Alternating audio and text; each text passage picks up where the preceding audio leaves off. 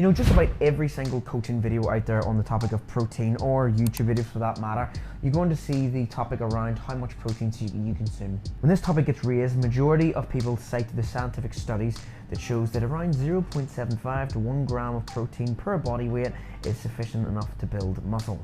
Conveniently enough, in these studies and the people that cite these studies, they believe that a moderate amount of protein and a small amount is sufficient, and large amounts of protein is unnecessary. Now, I have done previous videos on this very topic, but today I'm going to give you a completely different approach. I'm going to give you the bro science approach on this. I'm going to give you the realism of what the elites, pros, and people with actual sufficient muscle tissue on their body, and not cited from people with barely 5 grams of muscle on their body. I'm going to actually tell you what they're actually taking, including people like myself. So I want to start with keeping things very simple here.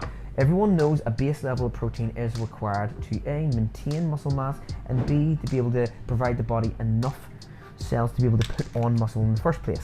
Now, the question always stems is, how much protein does one require? And everyone chases these exact values for their body specific types. One thing I will say is the current mantra on 0.75 grams of protein, or 1 gram for that matter, per pound of body weight is something that majority of us, especially bodybuilders, are not consuming. We are consuming way more than that. Majority of big bodybuilders, and I'm talking people with weighing maybe 200 pounds here, are consuming about 300 to 400 grams a day. That's quite normal. People like myself, for natural bodybuilders, weighing in and around about 180, 190 pounds, are consuming around about 250 to 300 grams a day. And I can promise you, we are not using 0.75 grams. Now, is 0.75 grams, 1 gram, sufficient enough? Maybe, for some people. And if you're not that serious about this and you do want to approach this to some moderate level, maybe that is a sufficient amount for you. But the problem is, we need to see what the people that cite these studies and really where they're looking at.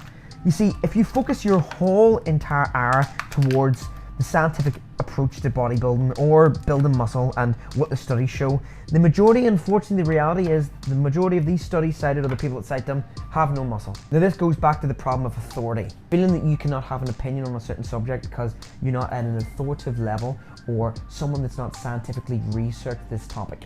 Regardless of what the studies show, the majority of pros out there, I mean the ones with slabs and muscle, the ones who've actually walked the walk and talked the talk, has not been consuming 0.5 to 1 grams of protein. And the people that tell you online that it's the only sufficient amount you need is 0.7 to 1 grams tend to be people with no muscle. Now, I'm not saying people with no muscle can't know the textbooks or the scientific approaches to these things, but what I am saying is the ability to practice what you preach and show the evidential factor, which is the main thing here, right? The main thing is, what can you evidentially show through your knowledge and what you are professional to people, right?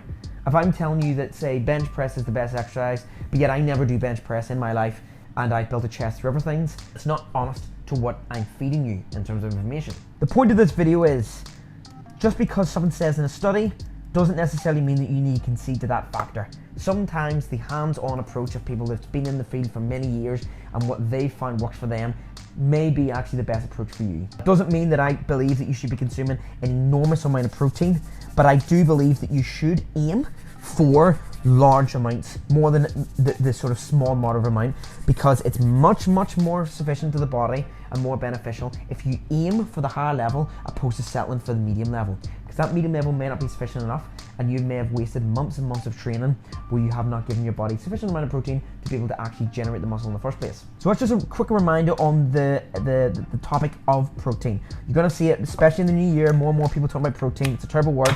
As long as your protein every day, it's about 40% of your calories to 50% of your calories, you're consuming some form of performance enhancement micronutrients like carbohydrates or fats, whatever your main poison is, you will be able to develop a sufficient amount of muscle to a decent standard to which whatever you decide to pursue, or how much time and effort you decide to put into this. Anyway, for more videos like this, please don't forget to like and subscribe. Until the next time, I'm Carl from the Ox Den. Have a nice night.